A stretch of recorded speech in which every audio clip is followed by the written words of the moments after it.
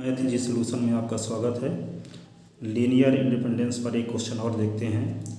Prove that V3R के non empty subset yes के element हैं अल्फ़ा 1 अल्फ़ा 2। एक अल्फ़ा 1 है, एक अल्फ़ा 2 है। अल्फ़ा 2 तो अल्फ़ा 1 का मतलब क्या है 2 3 5 और यहाँ पे 4 9 25। इसमें दो ही एलिमेंट हैं के वेक्टर लीनियर इंडिपेंडेंस हैं। तो जितने यस में जितने एलिमेंट होते हैं उतने फील्ड के एलिमेंट लेते हैं। तो फील्ड के दो एलिमेंट लेते हैं A1 और A2 बिलोंगिंग आर इस प्रकार हैं कि A1 का मल्टीप्लाई पहले एलिमेंट के साथ A2 का मल्टीप्लाई दूसरे एलिमेंट के साथ करते हैं और उसको जीरो के इक्वल करते हैं। यदि A1 की वैल्यू भी जीरो आ गई, A2 की वैल्यू भी जीरो आ गई तो यस के वेक्टर क्या कहलाएंगे, लीनियर इंडिपेंडेंस है। तो यहाँ पे A1 का मल्टीप्लाई करते हैं तीनों कंपोनेंट के साथ और A2 का मल्टीप्लाई तीनों कंपोनेंट के साथ किए तो ये आ गया और ये इज इक्वल टू 0 0। अब दो ट्रिपल को जब ऐड करेंगे तो करेस्पॉन्डिंग कंपोनेंट ऐड होंगे 2A1 plus 4A2, 3A1 plus 9A2, 5A1 plus 25A2, ये आ गए इज इक्वल टू 0 0। अब दोनों ट्रिपल को कंपेयर जब करेंगे तो ये इसके इक्वल हुआ, ये भी जीरो के इक्वल हुआ, ये भी जीरो के इक्वल हुआ। ये आ गया क्या, सिस्टम ऑफ इक्वेशन फाइंड होगा ये। अब इस सिस्टम ऑफ इक्वेशन समीकरण निकाय आ गया। इस सिस्टम ऑफ इक्वेशन का हम कोफिशिएंट मैट्रिक्स निकालते हैं। तो कोफिशिएंट मैट्रिक्स यानी A1 A2 का कोफिशिएंट 2 4, तो 2 4 लिख दिए, 3 9 5 25, ये कोफिशिएंट मैट्रिक्स आ गया। इस मैट्रिक्स से तीन ऑर्डर का कोई माइनर नहीं बनेगा। यदि 3 रो और 3 कॉलम का उप सारणी बनाएंगे तो यहाँ तो 2 कॉलम है ही, तीसरा कॉलम है ही नहीं। तो सारणिक में जो होता है डिटरमिनेंट में रो और कॉलम सेम होता है। तो यदि हम 3 रो और 3 कॉलम का डिटरमिनेंट, 3 ऑर्डर का डिटरमिनेंट बनाएंगे तो बनेगा ही नहीं, क्योंकि इसमें 2 ही कॉलम हैं। और यदि यहाँ पे 3 रो हैं तो 3 कॉलम की ज़रूरत पड़ती है 3 ऑर्डर का डिटरमिनेंट बनाने के लिए। तो 3 ऑर्डर का डिटरमिनेंट कोई बन ही नहीं सकता, तो इससे बनेगा सिर्फ 2 ऑर्डर का। तो 2 ऑर्डर का डिटरमिनेंट जो बनता है एक तो बना लेते हैं, उसका नाम A1 रखते हैं। मान लेते हैं कि वे क्या है, A1 इज इक्वल टू 2 4 और 3 9। इसको सॉल्व करते हैं तो इसकी वैल्यू जीरो के इक्वल नहीं आती है। इसका मतलब क्या है कि इस कोफिशिएंट मैट्रिक्स का ऑर्डर क्या है, इस कोफिशिएंट मैट्रिक्स का ऑर्डर जो होगा, इस कोफिशिएंट मैट्रिक्स का ऑर्डर रैंक, इस कोफिशिएंट मैट्रिक्स की रैंक क्या होगी, 2 होगी।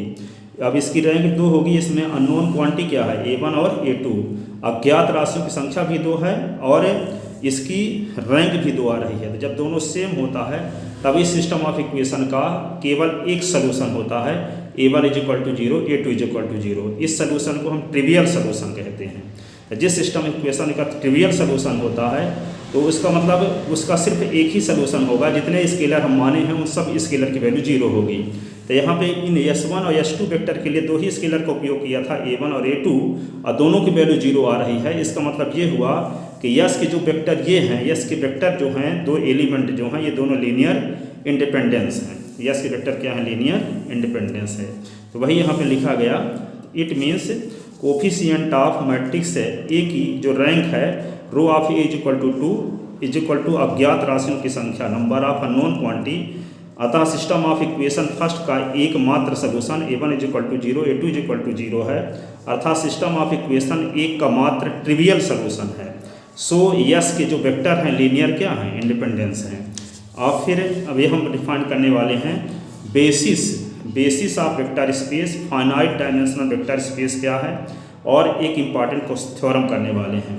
तो बेसिस ऑफ वेक्टर स्पेस क्या होता है, सदिश समष्टि का आधार। तो वेक्टर स्पेस VF का एक non empty subset yes VF का बेसिस कहलाता है।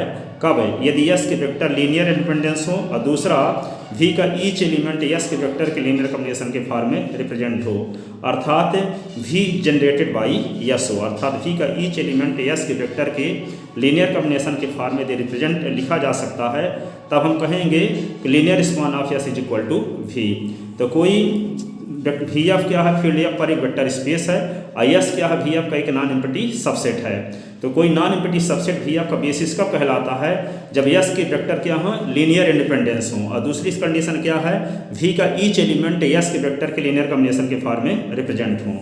फाइनाइट डायमेंशनल वेक्टर स्पेस क्या है, किसी वेक्टर स्पेस VF को फाइनाइट डायमेंशनल वेक्टर स्पेस कहते हैं यदि V का फाइनाइट सबसेट यस इस प्रकार हो कि V का ईच एलिमेंट S के वेक्टर के लीनियर कॉम्बिनेशन के फॉर्म में लिखा जा सके, इसी को हम कहते हैं V का ईच एलिमेंट S से जनरेट हो।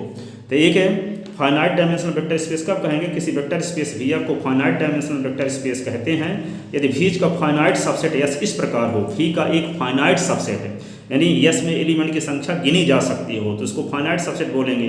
तो V का एक फाइनाइट सबसेट S इस प्रकार का हो कि V का ईच एलिमेंट S के वेक्टर के लीनियर कॉम्बिनेशन के फॉर्म में रिप्रेजेंट हो, अर्थात हम कह सकते हैं कि V जनरेटेड बाय S, अर्थात V का ईच एलिमेंट S के वेक्टर के लीनियर कॉम्बिनेशन के फॉर्म में जब रिप्रेजेंट किया जा सकता है तो ऐसी कंडीशन में इसको हम ऐसे भी बोलते हैं कि V जनरेटेड बाय S है।